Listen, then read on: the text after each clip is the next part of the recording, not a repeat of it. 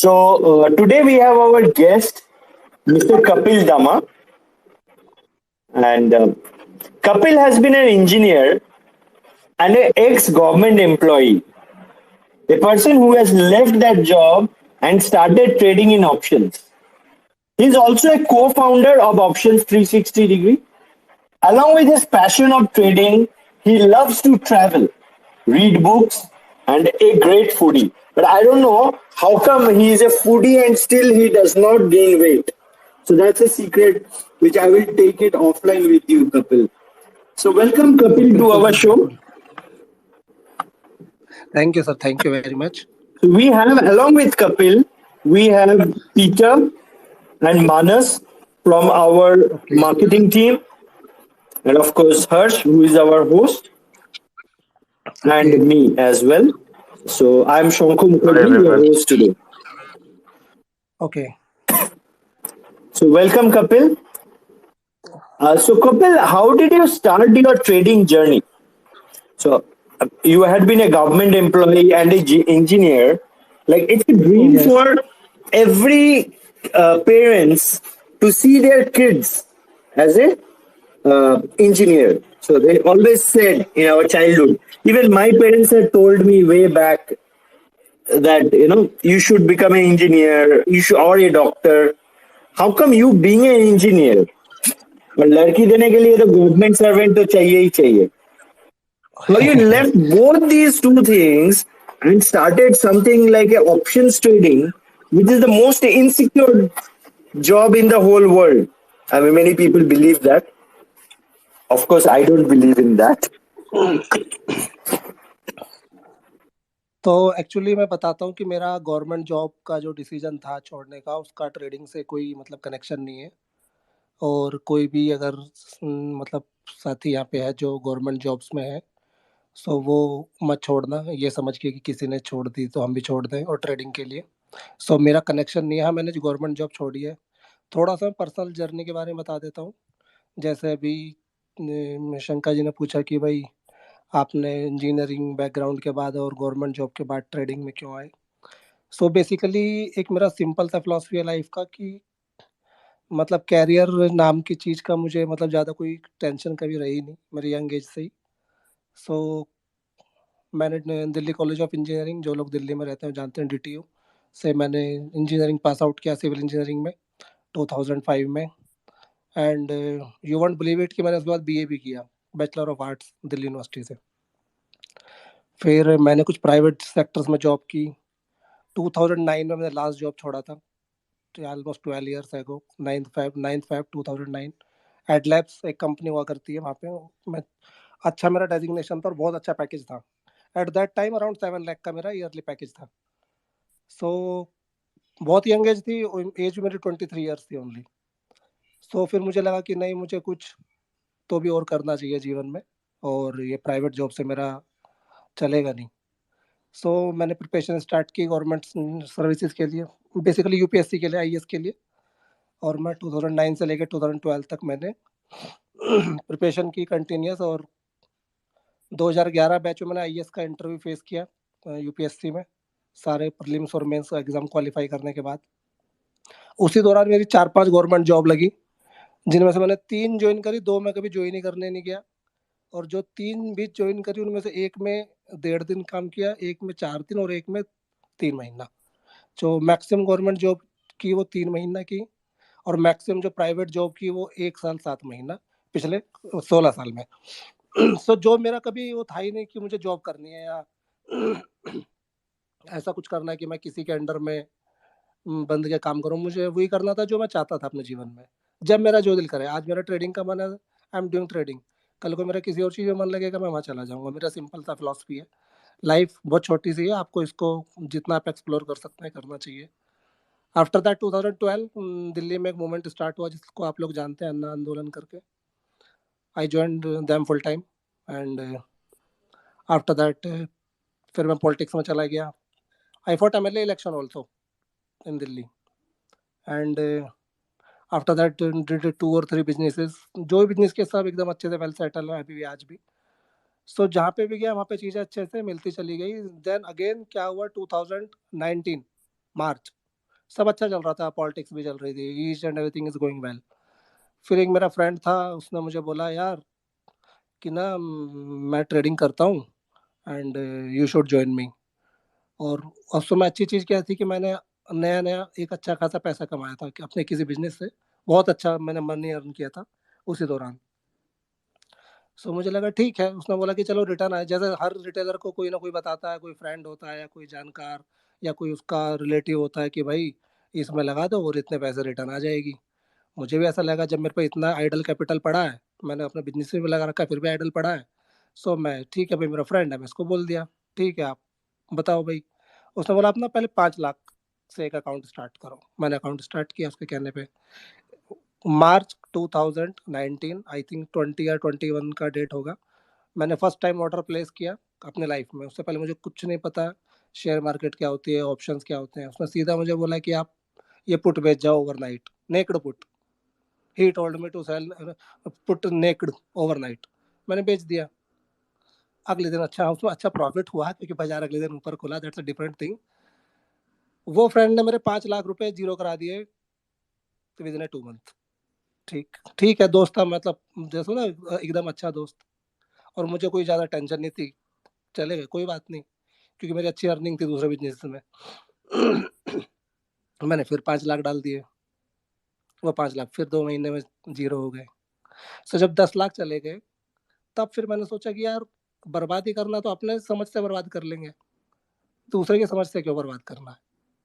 सो फिर वहां से आई थिंक अराउंड अप्रैल, मई या जून, जून के आसपास जाके मेरी जर्नी 2019 में स्टार्ट हुई कि मैंने इसको सीखना शुरू किया। सो गवर्नमेंट जॉब मैं 2012 में लेफ्ट कर चुका था। लास्ट लास्ट गवर्नमेंट जॉब मैंने 2012 में लेफ्ट की थी, because I have to fought MLA election in Delhi in 2013। So that's why मैंने गवर्नमेंट जॉब से रेजिग्नेशन दिया था। सो ये मेरी पर्सनल जर्नी है। और उसके बाद फिर मेरा भी जैसा सभी का साल पहला साल जाता है कि एकदम पूरी नेगेटिविटी के साथ वैसे गया। उसके बाद धीरे धीरे लर्निंग प्रोसेस स्टार्ट हुआ और मैंने धीरे धीरे चीज़ें सीखी। सो ये मेरी जर्नी रही है पर्सनल और फाइनेंशियल अभी तक। Great, that's really interesting. बहुत वंडरफुल जर्नी थी कपिल।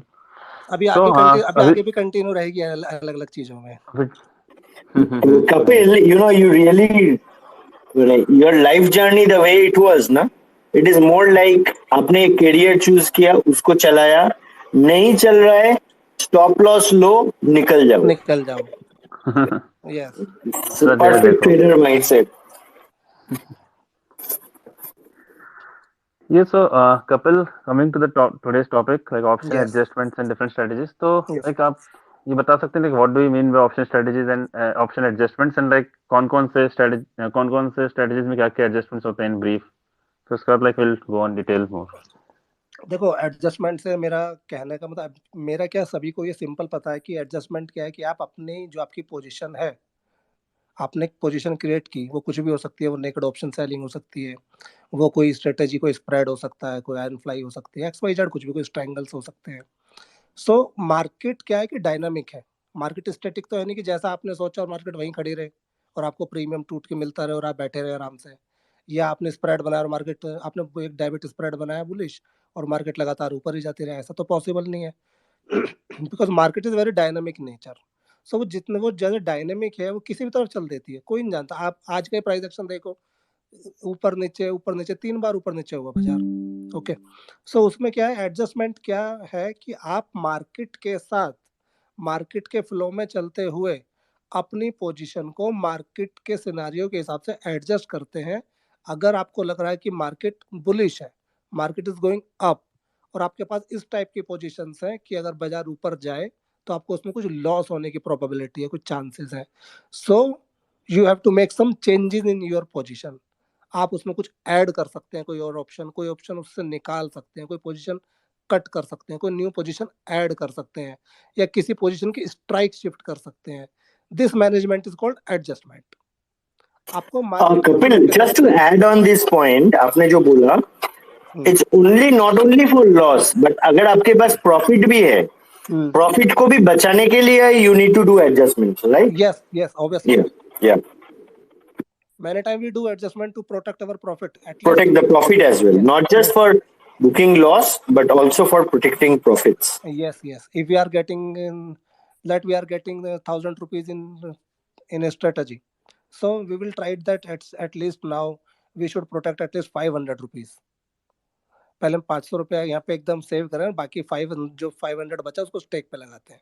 सो एडजस्टमेंट उसमें भी आपको हेल्प करती है कि आपका प्रॉफिट को लॉक करती है, एटलीस्ट पार्शियल प्रॉफिट को लॉक कर लेती है कि अब इतना तो आप बाजार से लेके जाएंगे.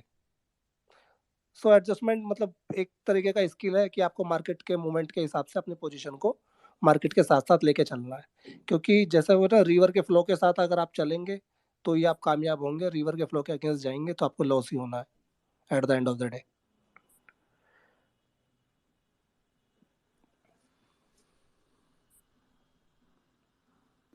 Manas, Yeah. Hi Kapil. It was a wonderful journey. आपका जर्नी मैंने इतना हम लोगों ने सुना है. इसके पहले भी मैं आपसे काफी बात किया था इसके पहले भी. तो ओके या ये एडजस्टमेंट पे मेरा एक क्वेश्चन है. Let's say does it make more sense to put stop loss? हम लोग स्टॉप लॉस डाल के बाहर आना बेटर है क्या? नहीं, हम लोग पोजीशन को एडजस्टमेंट करना बेटर है क्या? देखो मैंने ना इसमें काफी चीजों में सोचा कि दोनों में क्या बेटर है. मैंने दोनों के प्रोज एंड कॉन्स देखे तो मुझे ऐसा लगा कि एडजस्टमेंट ज्यादा बेटर है. उसका रीजन क्या है? If you are an option seller, अगर आप बायर हो तो एसएल से अच्छा कुछ नहीं है, क्योंकि बायर को तो मोमेंटम चाहिए. मोमेंटम नहीं है तो उसको तो एकदम बाहर आना है. वो तो कैसे या तो हाँ या ना, या तो पैसा आएगा या जाएगा, बीच में कुछ नहीं है. लेकिन if you are an option seller, अगर आप ऑप्शन सेलर हो तो वहां पे क्या आपको पैसा किस चीज में सबसे ज्यादा मिलता है? Option seller means you are going for theta. आप तभी एक अच्छे ऑप्शन सेलर हैं जब आप थीटा के लिए जा रहे हैं. डेल्टा के लिए जाना तो फिर बाइंग भी एक अच्छी अपॉर्चुनिटी है. डेल्टा के लिए जाना तो फिर फ्यूचर में ट्रेड कर लेंगे हम. ओके, तो थीटा अगर लेना है तो आपको पूरे मार्केट टाइमिंग में ट्रेड सेलिंग के किसी पोजीशन में बैठे रहना जरूरी है. अगर आप सेलिंग के पोजीशन ही आपके ओपन नहीं है आपके अकाउंट में, तो आपको प्रॉफिट आना भी होगा तो नहीं आएगा. ओके.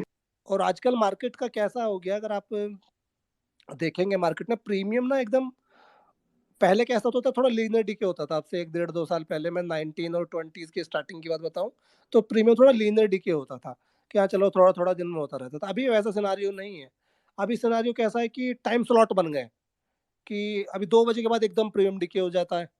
अभी थोड़ा कम हो गया, पिछले 5-6 महीने पहले 2 से 3 के बीच में जबरदस्त डीके मिलता था. अभी एक नया फिनोमेना स्टार्ट हो गया है कि 240 और 250 से लेके 320 तक प्रीमियम इंक्रीज होते हैं. ठीक है, एक नया फिनोमेना और स्टार्ट हुआ अभी रिसेंटली, लास्ट 1 या 2 महीने से हुआ वो भी स्टार्ट, कि 325 के बाद शार्प डीके होता है. 325 के बाद if you want believe it कि बहुत शार्प डीके आता है लास्ट के 5 मिनट में. राइट. तो अगर आपकी पोजीशंस रहेंगी, जैसे सुबह डीके मिलता है, दोपहर में नहीं मिलता, आपको 10-11 बजे के आसपास डीके नहीं होता, आज भी नहीं हो रहा था, रोज ही नहीं होता.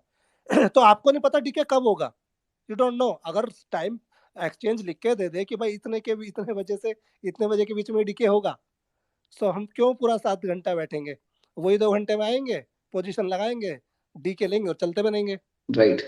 बट वो पॉसिबल नहीं है. सो जब हमें यही पता ही नहीं है कि डीके होगा कब, सो हमारे लिए बेटर ये है कि हमारी एटलीस्ट सेलिंग पोजीशंस पूरे दिन वहां सिस्टम में खड़ी रहें. अभी नहीं होगा, थोड़ी देर बाद हो जाएगा. सो अगर पोजीशन तभी खड़ी रहेंगी जब आप वहां पे उसमें ट्रेड में बने रहोगे. अब अगर आप ऐसा लेके निकल जाओगे और आपको फिर ऐसा लेने के बाद फिर से एक नई पोजीशन ही लगानी है, तो पुराने वाले को एडजस्ट कर लो. ट्रू. भैया तो ऐसा लेके आपने ट्रेडिंग टर्मिनल अपना क्लोज कर दिया, दैट्स अ डिफरेंट थिंग कि भाई मेरा ऐसा हो गया और मेरा ट्रेडिंग आज का क्लोज, वो एक अलग अप्रोच है. बट अगर मतलब अगर आपको सेलिंग करनी है, मैंने एक ऐसा पहले मैंने एक स्ट्रेडल बेचा, मैंने एक स्ट्रेंगल बेचा और मैंने स्ट्रेंगल में ऐसा लगा लिए और एक मैंने ऐसा लिट हुआ, मैंने पोजीशन कट कर दी. 2 मिनट बाद ही मैंने फिर नई पोजीशन बनाई. मतलब वो तो ब्रोकर को अमीर करने जैसा है. राइट. है ना. सो मेरा ये मानना है कि एडजस्टमेंट से क्या है कि आप कंटिन्यूअस एक सेलिंग पोजीशन में बने रहते हैं और मार्केट के फ्लो के साथ अपने पोजीशन को बनाए रखते हैं कि हाँ मार्केट के फ्लो के साथ वो चलती रहे और आपको ज्यादा पेन ना दे कहीं पे, और आप बने रहोगे तो थीटा आपको शाम तक मिल ही जाएगा। राइट, या सही है आपका। मैंने टेलीग्राम में भी आपको देखा है मैंने, आप अपडेट्स वगैरह काफी सारे, आप आयरन फ्लाई में आप मास्टर है, काफी अपडेट्स आप देते रहते हैं। हाँ, आयरन फ्लाई में बहुत करता हूँ। आप तो काफी एडजस्टमेंट करते रहते हैं, so I know your trades and all, I am following you from last couple of months. Okay, इसके बीच में एक छोटा सा एक क्वेश्चन मैं पूछना चाहता हूँ। आपका जर्नी आपने स्टार्ट किया as a private employ and public sector employ, then आपने बोला कि आपने कुछ बिजनेस भी किया, पॉलिटिक्स भी स्टार्ट किया, देन ऑप्शन ट्रेडिंग पे आए, ऑप्शन सेलिंग पे आए। सो which is like giving more money to you, like आपको रिटर्न वाइज और कुछ भी देखा तो, and comfort wise, which is better for you, your feeling? देखो, मैं हमेशा एक चीज बोलता हूँ, ये मतलब स्टॉक ट्रेडिंग में और ये जो ऑप्शन ट्रेडिंग में एक अच्छी चीज क्या है कि आपकी किसी के ऊपर डिपेंडेंसी नहीं है।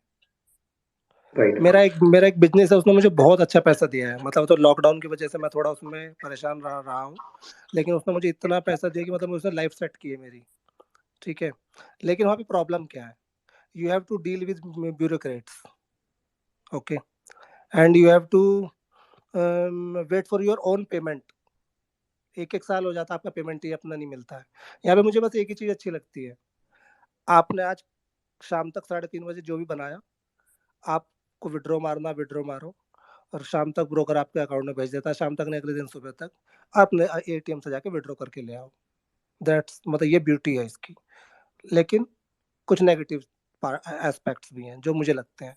जैसे मुझे ऐसा लगता है पर्सनली कि स्टॉक मार्केट का जो बिजनेस है, मतलब एज ए बिजनेस आपका घर बहुत अच्छा चला सकता है, बट आप कुछ बहुत बड़ा यहाँ पे नहीं कर सकते। ऐसा मेरा पर्सनल ओपिनियन है कि लाइक जैसे मैं हमेशा एग्जांपल देता हूँ, there are many big traders like RJ and there are many big shots in share market. Still they have a net worth of 40,000 crores and Byju ने मतलब पूरा एम्पायर खड़ा कर दिया 4 साल के अंदर अंदर। सो जो ग्रोथ बाकी सेक्टर्स में है वो यहाँ पे इतना ज्यादा नहीं है, लेकिन हाँ अगर आप कंसिस्टेंट रहते हैं आपका जीवन बहुत अच्छा चलेगा और टेंशन फ्री जीवन चल सकता है। ये एक अच्छी चीज है यहाँ पे कि आपको पेन नहीं है ज्यादा, आप अपने मालिक खुद है। सुबह लैपटॉप खोलना, अपना ट्रेड करना, शाम को बंद कर देना, ना किसी से मिलना, ना किसी से जाना, ना किसी से पैसा मांगने जाना कि भाई मेरा पेमेंट, आप मेरा पेमेंट नहीं दे रहे हो। ये कुछ ब्यूटी है जो मेरे बाकी बिजनेसेस में नहीं है। लेकिन यहाँ पे एक प्रॉब्लम और भी है, मेरे बाकी किसी बिजनेस में मुझे लॉस नहीं होता है उस टाइप का कि भाई आज मेरा काम नहीं चल रहा, ठीक है मेरा शटर डाउन है, वहाँ पे कोई दिक्कत नहीं, रेंट ही तो जाएगा, चला जाएगा। यहाँ पे लॉस भी जाता है, आपके अपने पैसे में से भी पैसा चला जाता है। सो हर चीज के कुछ ना कुछ नेगेटिव एस्पेक्ट्स भी होते हैं और कुछ पॉजिटिव एस्पेक्ट्स भी होते हैं। अब आपको तय करना है कि आपको क्या चाहिए। सो ये मेरा ओपिनियन है मार्केट को लेके। बाकी लोगों का भाई अपना अलग ओपिनियन हो सकता है। मैं इसलिए हमेशा कहता हूँ लोग एक दूसरे से गलत नहीं होते, लोग एक दूसरे से अलग होते हैं, थॉट प्रोसेस अलग होता है सबका। राइट ना, आपने बोला कि ऑप्शंस राइटिंग में ये बहुत अच्छा चलता है, like but let's say there is a trader जो ट्रेडिंग कर रहा है लॉन्ग ऑप्शंस लेके, ना, तो उधर किस तरह का एडजस्टमेंट किया जा सकता है लॉन्ग में? अगर एक तो स्टॉप लॉस लगा ही सकता है ऑफ कोर्स, या trailing stop loss model use कर ही सकता है, बट अगर एडजस्टमेंट करना है तो एडजस्टमेंट कैसे कर सकते हैं? लाइक देखो, अगर आप ऑप्शन बायर हो, आप you are going to buy options, so उसमें क्या ना, देखो ऑप्शन बाई में आपको मोमेंटम चाहिए सबसे पहले। जब तक आपके फेवर में पोजीशन नहीं जाएगी आप कोई भी एडजस्टमेंट उसमें नहीं कर सकते। और ऑप्शन बाइंग का एडजस्टमेंट ऑप्शन सेलिंग करके ही हो सकता है, या फिर एक अल्टरनेट और हो सकता है। लेट कि market is trading around 37,500 and you bought a C of 37,700, okay. Market moved in your favour, market आपके फेवर में आता है, 200-300 पॉइंट चला जाता है। जैसे ही वो आपका ऑप्शन आईटीएम हो आप उसको बुक करो और फिर 200 पॉइंट ओटीएम चले जाओ। सो अगर अगले ऑप्शन में आपको लॉस होना भी होगा तो already you are in profit, so आपको उतना लॉस नहीं होगा। तो एक तो तरीका ये है। बाकी फिर आप उसको सेल से ही एडजस्ट कर सकते हो। लाइक कि आपने 300 का कॉल बाई किया, 300 रुपीज का जिसका अपना प्राइस चल रहा था, आपने उसको बाई किया, वो 400 पे चला गया। लेट आपके फेवर, जब ऑप्शन बायर के साथ प्रॉब्लम क्या है, जब तक उसके फेवर में नहीं जाएगा थोड़ा सा मार्केट, तब तक वो कुछ एडजस्टमेंट नहीं कर सकता। और सेलर के साथ अच्छी चीज ये है कि उसके अगेंस्ट भी अगर मार्केट जाता है तो वो अपनी पोजीशन को एडजस्ट करके उससे बाहर निकल के आ जाता है। सो आपने 300 पे कोई ऑप्शन बाई किया, लेट वो 400 रुपीज उसका प्राइस चला गया, then what can you do? You can do two things. आप उसको 400 बुक करो और अगेन 300 वाला बाई कर लो, that's a different scenario. But if you don't want to book, then you have to sell a 300 rupees option or 200 rupees option above it. Okay, so आपने 300 का option by किया, वो थोड़ा सा ऊपर गया, 400 का हुआ, आप एक 250 का ऊपर जाके ऑप्शन बेच दो, it will become a debit spread, but आपका डेबिट बहुत कम होगा आपके पॉकेट से। आपने 300 का बाई किया था, 250 का शॉर्ट किया, आपका मैक्सिमम लॉस ही 50 पॉइंट रह जाएगा। सो एक ये पॉसिबल ऑप्शन है बायर्स के लिए कि वो थोड़ा सा फेवर में आते ऊपर सेल करना शुरू कर दें, ठीक है। और अगर उनको लग रहा है कि मुझे 50 पॉइंट भी नहीं चाहिए, और ऊपर जाके और 1000 पॉइंट ऊपर जाके एक और सेल कर दें, it will become a ratio and they will be completely safe for down side. फिर उनको एसएल लेने की भी जरूरत नहीं पड़ेगी, वो बैठ सकते हैं एटलीस्ट ट्रेड में ना एक लंबे समय तक। कभी कभी क्या होता है, मार्केट आपके फेवर में आता है, आपने एसएल लगा, एसएल में दिक्कत क्या है जो मुझे पर्सनली फील होती है फिलहाल का जो मार्केट है ना बैंक निफ्टी का, अगर आप स्ट्रक्चर देखेंगे बहुत वॉलेटाइल है, और उस वॉलेटिलिटी में एसएल उड़ा जाता है, और बायर की तो बिल्कुल ही उड़ा देता है, क्योंकि उनको तो डीके भी उनके अगेंस्ट चल रहा होता है। तो या तो एसएल ही ना लगाएं, और उस कंडीशन में फिर आपको लॉस हो सकता है काफी। सो बेटर ये है कि आप जैसे फेवर में जाए उसको पहले स्प्रेड में कन्वर्ट करें, और स्प्रेड में कन्वर्ट करने के बाद भी अगर आपको लगे कि नहीं नहीं ये जो थोड़ा बहुत डेबिट पे जा रहा है, आई डोंट वांट टू पे दिस, देन जितना वो डेबिट जा रहा है उतना ऊपर जाके और ऑप्शन सेल कर दो। बल्कि मैं तो उसका भी अपोजिट करता हूँ। मैं क्या करता हूँ, लेट मेरा 50 रुपीज का डेबिट जा रहा है, मैं ऊपर 30 वाला बेचूंगा और 20 का पुट बेचूंगा, क्योंकि पुट बेचने में एक्स्ट्रा मार्जिन नहीं लगेगा ना। ये अगर मैं 4 लॉट मुझे ऊपर बेचने हैं 50 रुपीज के, तो उससे बेटर है कि मैं ऊपर 30 का बेचूं, नीचे 20 का बेचूं, हाफ मार्जिन में मेरा काम हो जाएगा। अपोजिट अगर आप एक सी बेच रहे हैं तो पी बेचने के लिए फिर एक्स्ट्रा ज्यादा मार्जिन की जरूरत नहीं, ओनली 10 to 15,000 रुपीज एक्स्ट्रा चाहिए। सो बेटर है कि आप 4 लॉट में 4 लाख लगाएं, उसको स्ट्रेंगल में कन्वर्ट करके 2 लाख में काम हो जाना है। सो ये ज्यादा प्रैक्टिकल है। और मैं, यू वोंट बिलीव इट, कि मैं आज ये सेम पोजीशन लेके गया हूँ। आज मैं 37,700 का मैंने सी बाई किया, 38,200 का सी शॉर्ट किया, और जो डेबिट मुझे शॉर्ट पड़ रहा था मैंने 38,600 को शॉर्ट किया, और जितना फिर उसके बाद शॉर्ट पड़ा नीचे मैंने 35,500 शॉर्ट कर दिया। सो माई स्प्रेड इज कम्प्लीटली फ्री। अगर बाजार थोड़ा बहुत नीचे खुलता भी है तो मुझे कोई लॉस नहीं होगा, बट अगर बाजार ऊपर आता है तो ऊपर आने मेरा 500 पॉइंट का स्प्रेड है अच्छी क्वांटिटी में, it will give me money. मुझे लगता है कि ICICI बैंक के रिजल्ट शायद अच्छे आ सकते हैं, शायद बाजार ऊपर जाए, नहीं ऊपर जाएगा तो मुझे कुछ ज्यादा लॉस नहीं होगा, माइनर लॉस में मैं अपने ट्रेड से बाहर आ सकता हूँ। सो मैंने ऑप्शन बाई तो किया है, बट मैंने उसको चारों तरफ से इतनी प्रोटेक्शन ले ली उसके लिए कि बाजार 200 300 400 पॉइंट के नीचे खुल जाएगा, मुझे कोई पेन नहीं आना, और ऊपर खुल जाएगा तो वो तो गिफ्ट है, 500 पॉइंट का स्प्रेड है पूरा, कुछ तो आएगा उसमें। आई थिंक अगर ऊपर खुलेगा तो 100 पॉइंट सुबह ही मिलने चाहिए। और ऊपर जाने में एक अच्छी चीज क्या होती है, आईवी क्रैश होता है। आपने जो एक्स्ट्रा कॉल्स भी सेल ऊपर किए हैं ना, वो कुछ पैनिक नहीं देते हैं, क्योंकि वो आईवी क्रैश के साथ ही खुलते हैं। बाजार की ये खूबसूरती है, बाजार जब ऊपर जाता है तो प्रीमियम क्रैश होते हैं, बिकॉज आईवी क्रैश होता है, और जब बाजार नीचे गिरता है तो आईवी शूट अप होते हैं। सो कॉल्स बेचने में अगर आपके पास स्प्रेड है, कॉल्स बेचने में कोई दिक्कत नहीं है। सो नेकेड बाइंग से ज्यादा बेटर है कि आप इस थ्योरी पे चले जाओ, और आप पीसफुल रहोगे थोड़ा सा।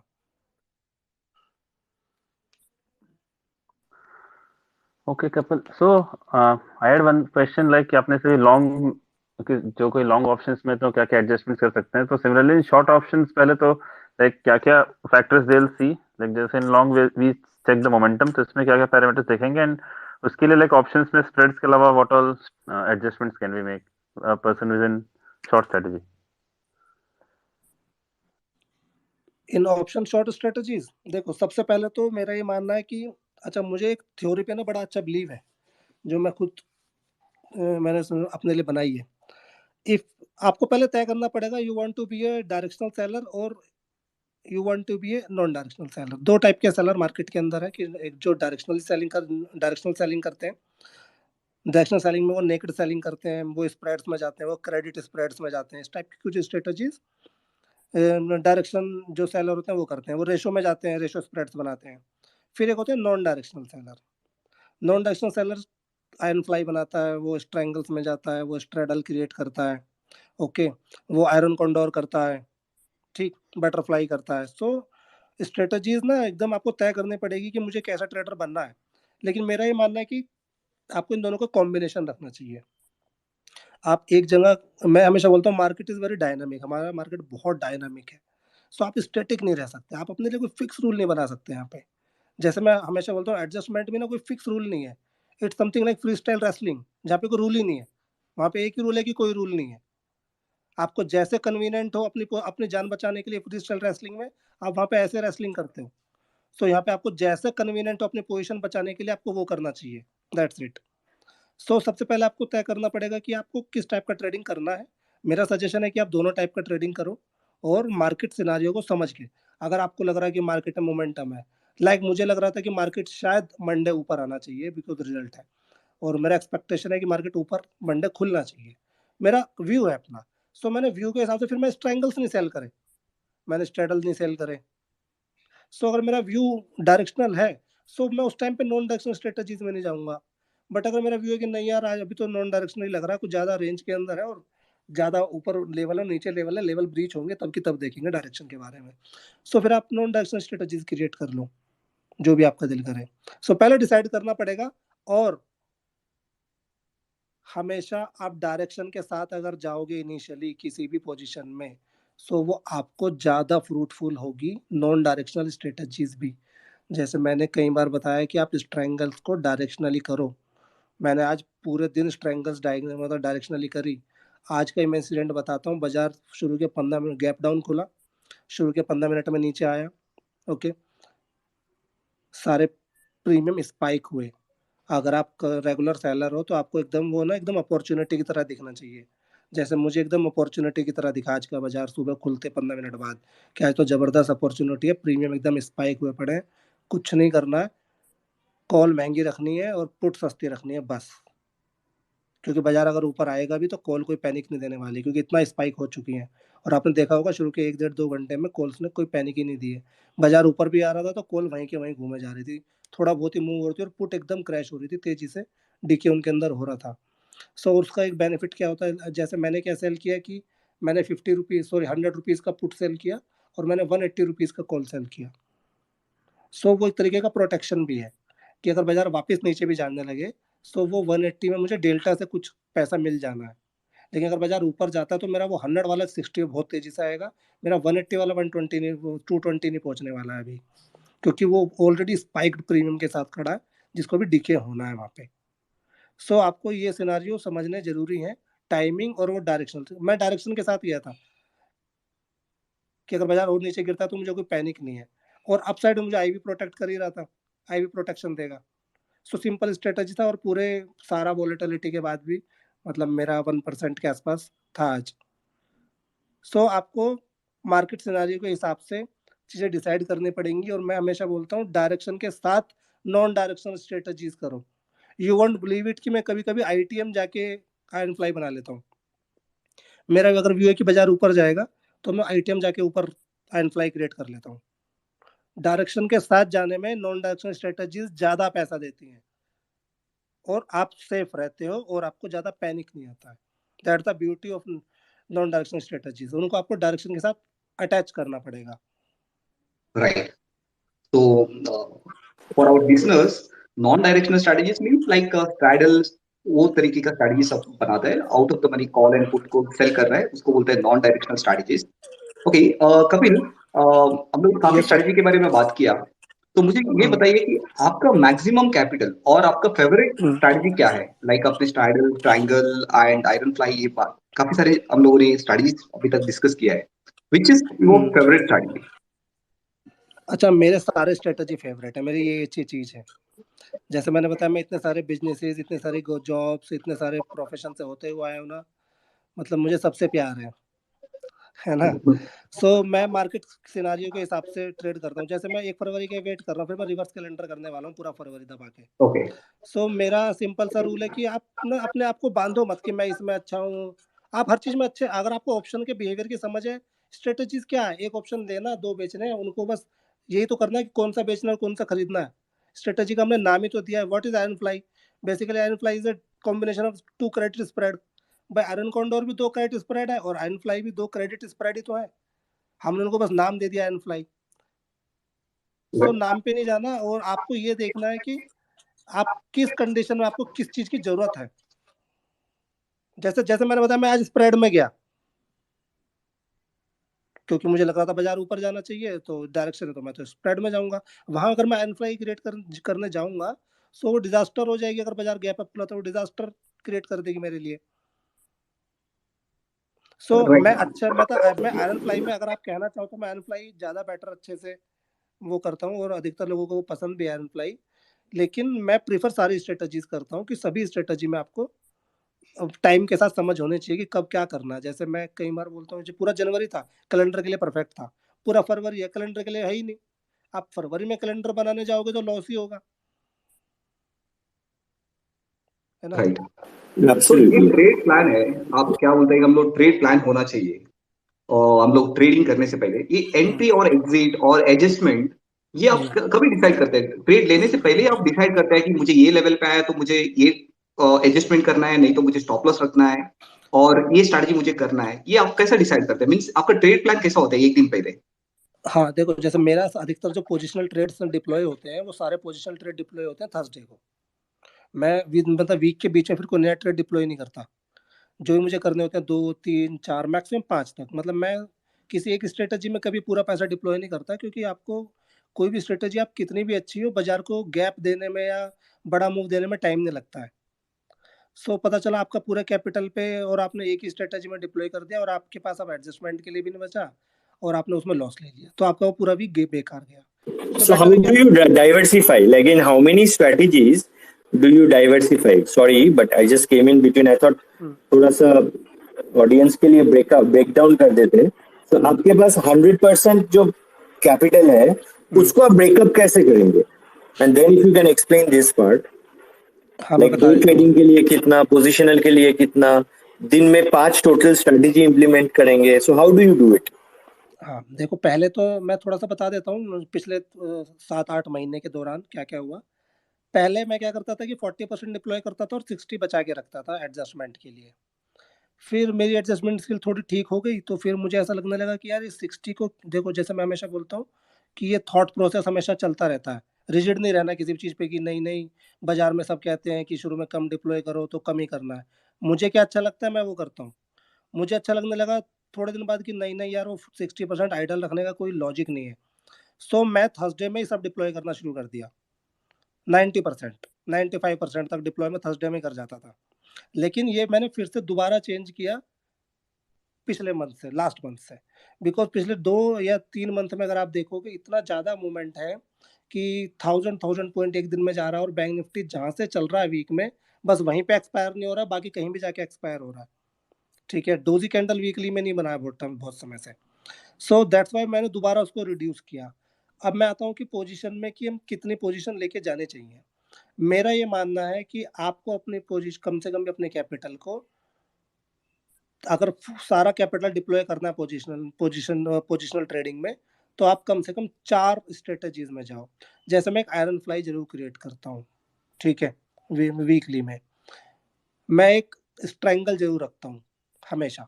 मैं आज भी था मेरे पास स्ट्रैंगल, जब मैं सुबह बाजार गैप डाउन खोला।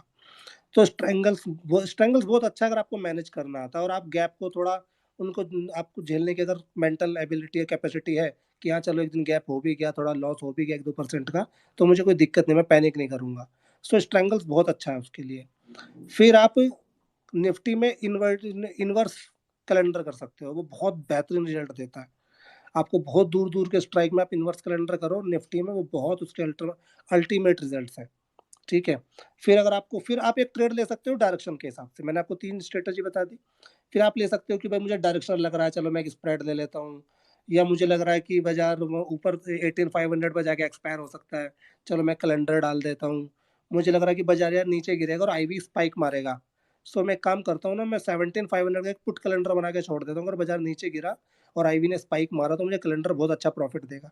सो फिर आप 4th स्ट्रेटेजी रख सकते हो कि आपको कैसे करना है, मतलब कोई एक डायरेक्शन के हिसाब से, या कुछ भी सोच के। 3 मैंने बता दी जो मैं परमानेंट करता हूँ।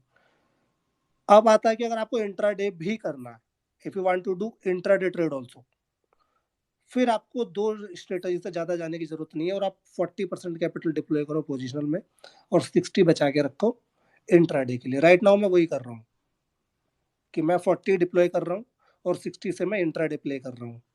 सो जैसे मैं क्या करता हूँ, लेट मेरे पास एक आयरन फ्लाई थी, मैंने कल एक आयरन फ्लाई क्रिएट की 37,900 पे। अब आज बाजार नीचे आ गया, 37,300 तक चला गया, 600 पॉइंट बिलो था वो मेरे आयरन फ्लाई के स्ट्रेडल से। अब इस सिनेरियो में मुझे ऊपर कॉल बेचने में क्या प्रॉब्लम हो सकती है? कुछ भी नहीं। अरे बाजार ऊपर आएगा तो पहले फ्लाई के स्ट्रेडल पे जाएगा और मुझे मैक्सिमम प्रॉफिट एक बार तो शो करेगा, तब मैं कॉल की तब टेंशन लूंगा। सो वो जो आपका ट्रेड होता है पोजिशनल 1 या 2 ट्रेड जो आप लोगे, वो आपको इंट्राडे के लिए रेफरेंस ट्रेड भी बन जाते हैं एक तरीके से। जैसे मैंने क्या बताया कि आज मैंने कॉल्स महंगे रखे और पुट सस्ते रखे। मुझे 2 चीज़ों में वो था कि एक तो आईवी है, आईवी मेरा साथ देगा कि आईवी क्रैश होगा तो मुझे कोई कॉल में पैनिक नहीं आएगा, और कॉल अगर थोड़ी बहुत इंक्रीज हो भी जाएंगी तो बाजार ऊपर आएगा तो मेरी आयरन फ्लाई तो मुझे पैसा देगी, जो सुबह लॉस में खड़ी थी तो मेरी आयरन फ्लाई मुझे पैसा दे देगी। सो पोजिशनल ट्रेड 1 या 2 ट्रेड अगर आप रखोगे तो वो आपके इंट्राडे के लिए बहुत बेहतरीन रेफरेंस ट्रेड की तरह वर्क करती हैं और आप उनके इर्द गिर्द अपना इंट्राडे ट्रेडिंग प्लान कर सकते हो अगर आपका कोई ट्रेड पोजिशनल नहीं पड़ा है। सो आपको फिर अब लोग क्या करते हैं, स्ट्रैंगल बेचते हैं, 50 रुपए का कॉल 50 रुपए का पुट, वो वर्क नहीं कर रहा है फिलहाल के बाजार में। आईवी के जो स्पाइक आ रहे हैं और जो बैंक निफ्टी के जो स्पाइक आ रहे हैं फिलहाल, जो 2 महीने पहले नहीं थे, बीच में चले गए थे, तो 6-8 महीने पहले बहुत स्पाइक थे, लेकिन बीच में 2-3 महीने का एकदम पीसफुल टाइम रहा, लेकिन अब वो दोबारा से मार्केट में दिखने लगे हैं वो स्पाइक्स। सो वो स्पाइक में वो जो इंट्राडे अगर आप आके सीधा आए और 50-50 वाला बेच के बैठ गए, वो वर्क नहीं कर रहा है बिल्कुल भी। तो पोजिशनल में कुछ कैपिटल आप डालें अपना 40% के आसपास और 60 को रखें इंट्राडे के लिए। आपका जो माने स्टाइल में मुझे जो समझ में आ रहा है, it's more like you taking a position, आप पोजिशनली एक पोजीशन क्रिएट करते हो और इंट्राडे के स्ट्रेटजी से you are hedging it, so you are right now having let's say 40% in let's say positional, 60% intraday, और कभी कभी अब you do the reverse as well, am I correct? And आप 4 positional strategy लेते हो, 2 intraday strategies लेते हो, and वो strategies देके आप आपका positional position adjust करते हो। is my understanding correct? Positional को मैं अलग एडजस्ट करता हूँ, लेकिन मैं ये कह रहा हूँ कि अगर देखो आयरन फ्लाई जब मेरा आज ओपन हुआ, सो वो लॉस में ओपन हुआ क्योंकि बाजार 600 पॉइंट नीचे था। सो अब वो तो मेरे लिए अपॉर्चुनिटी क्रिएट होगी ना अच्छा स्ट्रैंगल बेचने के लिए, जिसमें मैंने कॉल डबल रखा और चीप रखा। भाई मैंने जो मेरा उसमें लॉस हो रहा था, ठीक है, वो तो मेरा पोजिशनल है, उसको तो मुझे 5 दिन पड़े अभी, ठीक है। सो लेकिन मैं उससे मेरा इंट्राडे में इजीनेस हो गया, मेरा इंट्राडे इजी हो गया कि मैं वो रिस्क ले सकता हूँ कि मैं 200 का कॉल बेचूंगा और 100 का पुट बेचूंगा। नॉर्मल सिनारियो में कोई भी आदमी हिम्मत नहीं करता कि वो डबल स्ट्रैंगल में डबल का कॉल बेचे या डबल का कोई ऑप्शन बेचे, लेकिन मेरे पास वो स्पेस इसलिए था क्योंकि मेरा बीच में फ्लाई है, बाजार अगर 600 पॉइंट ऊपर उठेगा तो मेरा फ्लाई में मुझे अच्छा पैसा मिलने वाला था। Right, that's great.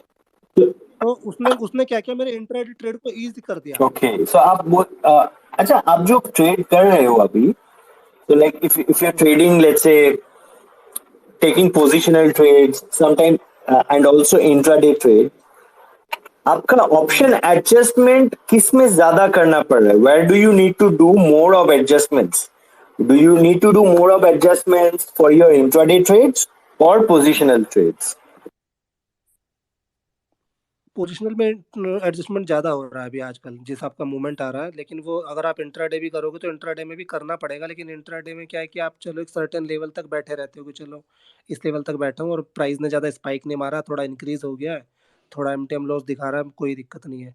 लेकिन पोजिशनल में क्या होता है कि अगर एक बार आपके ब्रेक इवन से बाहर चीज़ें जाने लगें तो आपको तुरंत रिएक्ट करना पड़ता है, क्योंकि अगर आप वहाँ पे रिएक्ट नहीं करोगे और उसके बाद बाजार चला है, उससे बाहर बाजार निकल जाता है, सो फिर वो आपको और ज़्यादा पेन देता है और ज़्यादा पैनिक देता है।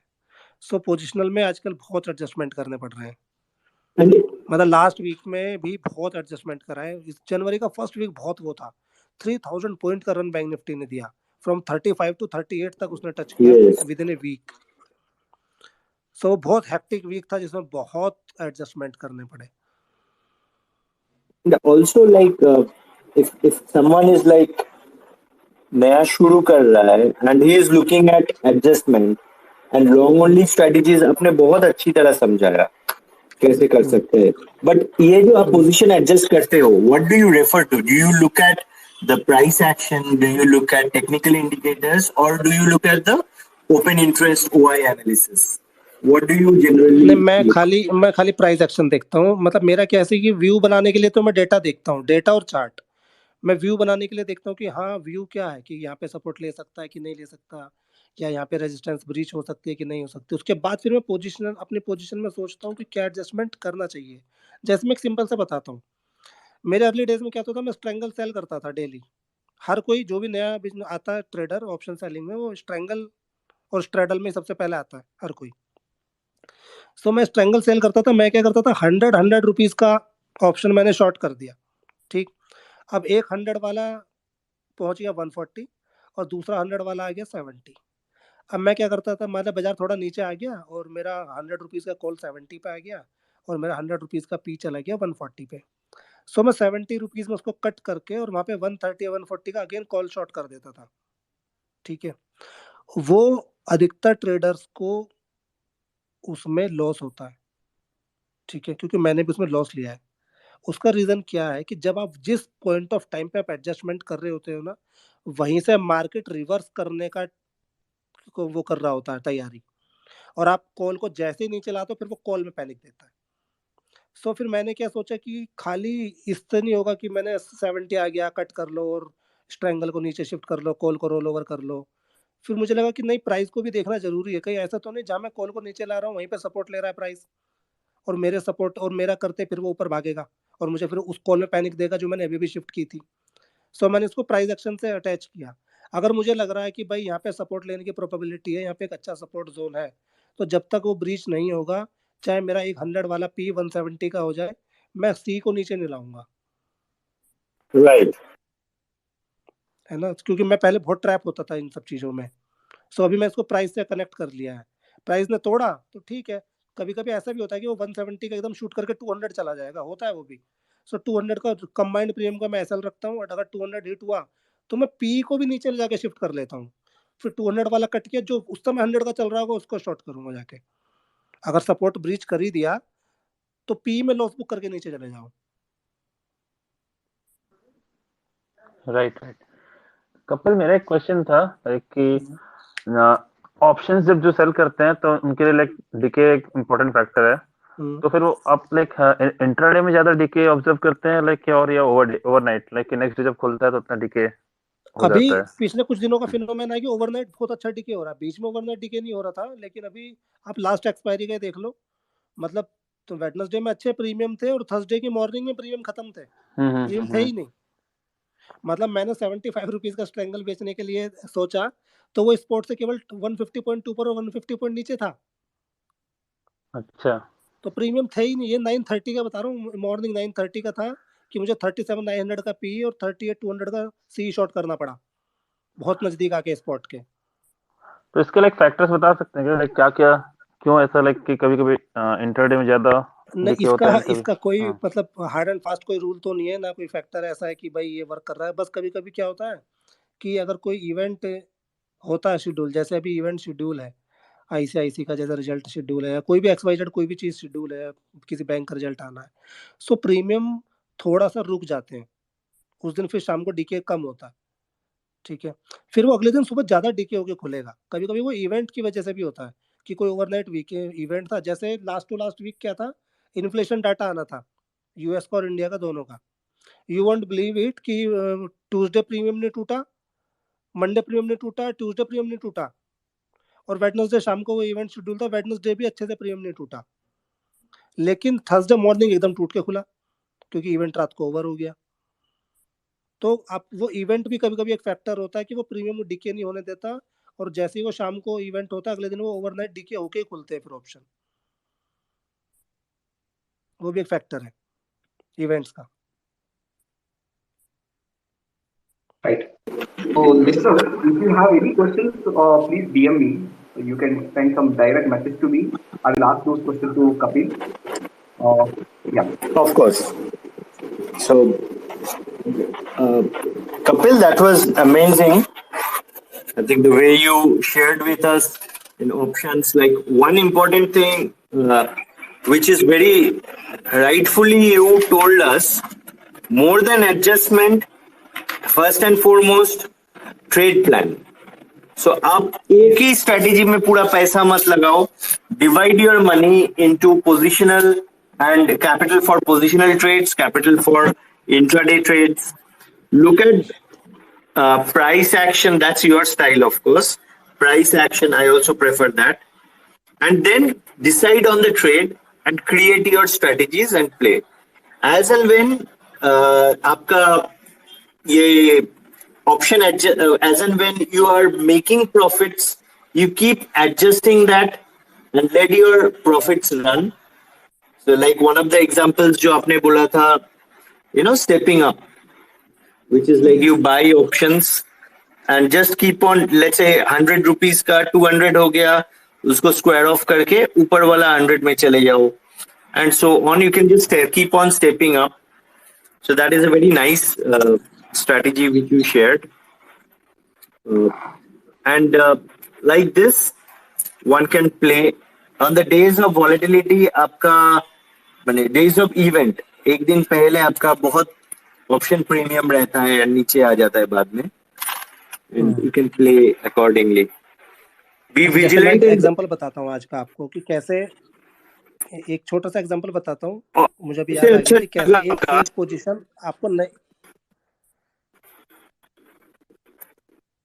बोलिए जी, बोलिए कर देता हूँ पहले कि जैसे एक पोजीशन, कभी कभी क्या होता है कि आपका एक पोजीशनल ट्रेड दूसरे पोजीशनल ट्रेड के लिए एक प्रोटेक्शन बन जाता है. हाउ कि जैसे मैंने बताया, मेरे पास एक एनफ्लाई पड़ा था जो मैंने कल किया था 37,900 पे, जहाँ पे मार्केट कल क्लोज हुआ था. बाजार नीचे था, उसका मेरा ऊपर का जो बाई विंग था वो 39,000 पे था, जो मैं कल बाई करके गया था. अब मेरा नीचे का विंग 37,000 था, जो उसमें बाई विंग था. मैंने नीचे कुछ भी उसमें नहीं किया, मैं ऊपर वाले विंग को 39 से डायरेक्ट 38,400 पे ले आया. 39 और 38,400 पे आने पे मुझे ओनली 50 पॉइंट अपने पॉकेट से डेबिट देना पड़ा. Only 50 point for 600 point movement. मुझे एक अच्छा अपॉर्चुनिटी मिला जब बाजार 37,300 पे खड़ा था. 37,300 अगर आप चार्ट पे जाके देखोगे, एक अच्छा सपोर्ट जोन है बैंक निफ्टी के लिए. बैक में भी एक अच्छा सपोर्ट रहा है 37,300 के आसपास, और आज भी उसी जोन के आसपास नीचे जाके 2 बार वहां से रिजेक्ट हुआ था. सो वहां पे एक अपॉर्चुनिटी मिला कि मैं अपने जो ऊपर का बाई लैग है उसको मैं प्रोटेक्शन को 600 पॉइंट अगर इनसाइड लाता हूँ, then I have to pay only 50 point debit from my pocket. So मैंने उसको जब मैं नीचे ले आया, अब मेरा अपसाइड में कोई लॉस नहीं आया इनफ्लाई में. ओके, सो अब मैं क्या वहां पे एक्स्ट्रा कॉल शॉर्ट नहीं कर सकता? अगर मुझे ऊपर प्रॉफिट लॉक कर लिया मैंने इनफ्लाई में, सो मैं और अग्रेसिव जाके ऊपर कॉल शॉर्ट कर सकता हूँ. और अगर मुझे स्ट्रैंगल भी ओवरनाइट बेच के जाना है, तो मुझे जरूरी नहीं कि मैं 50-50 वाले बेच के जाऊं. मैं 100 वाला कॉल बेचूंगा और 50 वाला पुट बेचूंगा. बाजार नीचे भी खुलेगा तो भी मुझे उस स्ट्रैंगल में पैनिक नहीं आएगा. सो आपका एक पोजिशनल ट्रेड आपके दूसरे पोजिशनल ट्रेड के लिए एक तरीके से प्रोटेक्शन का काम भी करता है. Yes. Not just by stepping that particular strategy, you also can create another fresh strategy to protect and adjust your current existing strategy. हाँ बिल्कुल, यस, ऑब्वियसली, क्योंकि मैंने वो 50 पॉइंट डेबिट दिया, तो मुझे ऊपर अग्रेसिव कॉल सेल करना इसलिए जरूरी है कि अगर बाजार ऊपर गया ही नहीं तो वो जो मैंने आज 50 एक्स्ट्रा डेबिट पॉकेट से दिया है वो मेरी पॉकेट से वेस्ट चला जाएगा. मेरे वो लॉस में इंक्रीज हो जाएगा ना फिर तो, जो मैंने एक्स्ट्रा डेबिट दिया अपनी पॉकेट से. तो उससे अच्छा कि मैं और अग्रेसिव ऊपर जाके सेलिंग कर लूं 39 के जोन में. From audience, I would like to ask those questions and before closing our session.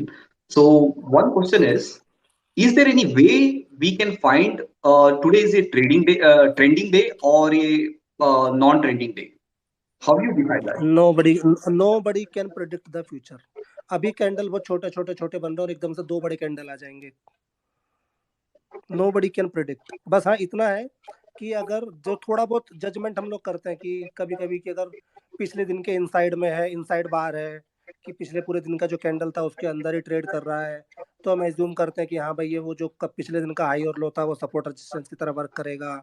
सो एक प्रोबेबिलिटी है कि इसके बीच में ट्रेवल करे, बट गारंटी नहीं है. market is the game of probability, not of the certainty. Absolutely. Right. That's great answer. One more question, like he's asking some small help, I can say, instead of question. He want to start the option selling. He's new to market. He want to start the option selling. So he is asking which is the best strategy to start with, or you can suggest any books or any media where he can learn the best strategies. नहीं, I can't suggest any book, क्योंकि मैंने आज तक खुद ही कोई book नहीं पढ़ी है, तो मैं जो मैंने खुद ही नहीं किया, मैं उसे कैसे सजेस्ट कर पाऊंगा। तो मैं बुक तो सजेस्ट नहीं कर सकता, लेकिन मैं अगर आपने अभी स्टार्ट किया है तो आप पहले इंट्राडे ट्रेड करो, ओके, और इंट्राडे ट्रेड करो हेज करके, या तो आप आयरन कॉन्डोर स्ट्रेंगल को हेज करके आयरन कॉन्डोर बना लो, या आप स्ट्रेडल को आयरन फ्लाई में कन्वर्ट करके हेज करके उसको ट्रेड करो। आप इंट्राडे करो, क्योंकि ओवरनाइट में आजकल क्या हो रहा है, गैप्स बहुत आ रहे हैं, गैप अप गैप डाउन की प्रोबेबिलिटी बहुत ज़्यादा मतलब इंक्रीज हो गई है, उनकी फ्रीक्वेंसी बहुत इंक्रीज हो गई है। तो अगर आप पोजिशनल करने जाओगे और आप पहले आपने नया शुरू किया और आपको एक दिन भी लॉस हो गया, अभी लास्ट मंथ में क्या हुआ कि एक दिन बाजार 500-600 point gap down, 700 point bank Nifty gap down खुला, और सुबह खुलते ही मेरे -3% था। मैं मतलब ओपनिंग ही पहला जो टिक ओपनिंग हो -3% पे ओपन हुआ पूरे कैपिटल का। सो पोजिशनल में ये प्रॉब्लम है।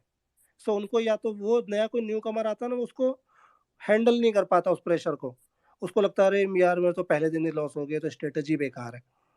सो मैं सजेस्ट करूंगा इंट्राडे में क्या है कि कंट्रोल आपके हाथ में है, आप ऐसा लगा के रखो सिस्टम में, आप शाम को अपने पोजीशन स्क्वायर ऑफ कर जाओ। सो कंट्रोल आपके हाथ में रखो इनिशियल डेज में, और हेज स्ट्रेटेजीज में इंट्राडे ट्रेड करो कम से कम 6 month. And like Kapil, you rightfully said that hedge strategy intraday karo. I would like to tell this to the audience, like who had asked the question. You do it in intraday, and आपका number जो है, आपका number of or the amount of the value of the candle which you are looking at, you reduce that. So let's say, for example, positionally, you're looking at 15 minutes candle, 1 hour candle, daily candle, weekly candle. यहाँ पे आप लेके आ जाओ as low as 3 minutes candle, 15 minutes candle में game खेल. If your strategy is working there, so with the passage of time, you can keep increasing the value of the candle and shift slowly and steadily from intraday to positional. Yes, क्योंकि positional में एक risk हमेशा रहता है आपके साथ attach. Positional में overnight का आपको बेनिफिट मिलता है, बट ओवरनाइट गैप का देखो, मैं हमेशा बोलता हूं, and there is a Kapil, there is a misconception in among people which we have seen. They feel that positional trades are less risky compared to day trading. It's actually the other way around. At least रात को तो नींद आता है, SGX Nifty जाग के SGX Nifty का हालत नहीं देखना पड़ता, डाउ का क्या हालत है वो नहीं देखना पड़ता। सो टू मी आई थिंक अभी जिसने वो सर्किट में पोजीशनें काटी होती है ना, उन्हें पता होता है कि ओवरनाइट क्या होता है। Yes. It's always better to start off as a day trader. You will collect your experiences, and also like there are many places where you can learn, not just books. You can even do trainings, webinars. Even in Paytm, we have taken initiatives for people to learn. In Paytm Wealth Academy, we have started in the Paytm Money icon. You can see there. Go there, learn. There are strategies, webinars, which we keep on conducting. But that's a different story. And so thank you, Kapil, for your time. And to all the audience, let me tell you, whatever Kapil has discussed here or we have discussed here, it's completely for knowledge purpose. It's not a recommendation. He has not recommended anything, neither we have recommended. So it's only and only for your knowledge purpose. And the biggest teacher in life is you, your own self, and the market. The biggest teacher is the market. So no one can teach you better than the market. Obviously. So I agree with you on this, Kapil. Not a single technical analysis workshop I have attended in my entire career. Same like you. I believe the market is the best teacher. छोटा छोटा strategy सीख के उसको market में implement करो, you will definitely do well. और कुछ Right? अपना आप लोगों को अपना कुछ सिस्टम बनाना पड़ेगा कि भाई मैं Yes. अपना जब तक अपना एक प्रोसेस नहीं बनाओगे कि मुझे इस ट्रायंगल्स अगर सेल करने हैं तो इस प्राइस का करना है, इस प्राइस पे ऐसा मूवमेंट होता है, मैं इतना तक लॉस दिन का ले सकता हूँ, इससे ज्यादा नहीं लूंगा, कुछ अपने सेट ऑफ रूल्स बना के दीवार पे लगाने पड़ेंगे इनिशियल डेज में. And you know, Kapil, last में पता चलता है ना, oh this strategy which is my favorite, oh this is a debit spread, okay इसको debit spread कहते हैं. I have learned like this, like मैं strategy बना के trade किया, फिर बाद में कहीं पढ़ा, अच्छा इसको डेबिट स्प्रेड कहते हैं, ओके मैं तो डेबिट स्प्रेड करता हूँ. सो अरे ये क्रेडिट स्प्रेड है, ऐसा करके like it's the best way to learn from the market. Yes. Right? So thank you everyone for your time. Kapil, thank you for your time. Peter for taking out time. Manas and all our audience who had attended today. Keep adjusting your positions to ensure that you make minimum losses, and slowly and steadily don't book profits early. You can carry and run the profits with a longer way. So thank you very much for your time, everyone. Okay, sir. And Thank have you. a Thank great you very weekend. much. Yeah, thank you all. Thank you. Have a great weekend. Thank you, Kapil. Thank you, Manas. Thank you, Shankar. Thank you, Thank you, sir. everyone. Thank you, everyone. Thank you to all.